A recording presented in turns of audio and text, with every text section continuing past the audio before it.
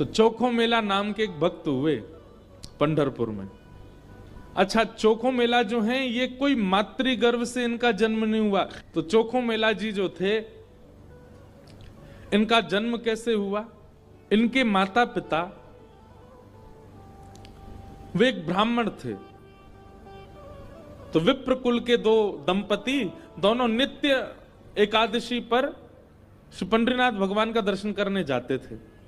एक दिन की बात, पंडित जी के मन में आया कि हम श्री पंडरीनाथ भगवान का भोग लगाने के लिए कुछ आम ले चलें।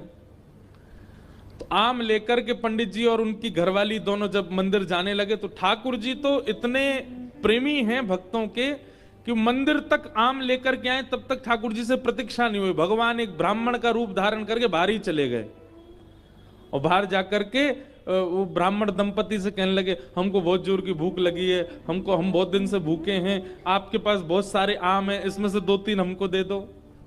तो विप्र दंपति ने सोचा कोई बात नहीं, 2-3 आम इनको दे देते हैं, बाकी 2 धा के फिर पंडरीनाथ जी का भोग लगा देंगे। लीजिए लीजिए भैया, आप लोग पाओ। अब जैसे ही ब्राह्मणी ने आम दिया, पंडरीनाथ भगवान जिस रूप में आए थे उस रूप में बढ़िया प्रेम से फल पाने लगे। लेकिन वो क्या करते, थोड़ी देर तो आम चूसते, पूरा आम नहीं पाते, थोड़ा सा उसमें छोड़ देते और फिर ब्राह्मणी की गोद में ही डाल देते। और महाराज आधे आधे आम चौंकें और चौंक करके उनकी गोद में डालते जाएं। बेचारे ब्राह्मण देवता दंपति एक दूसरे को देखने लगे, बोले कि ये क्या कर रहे हैं? बोले कोई बात नहीं।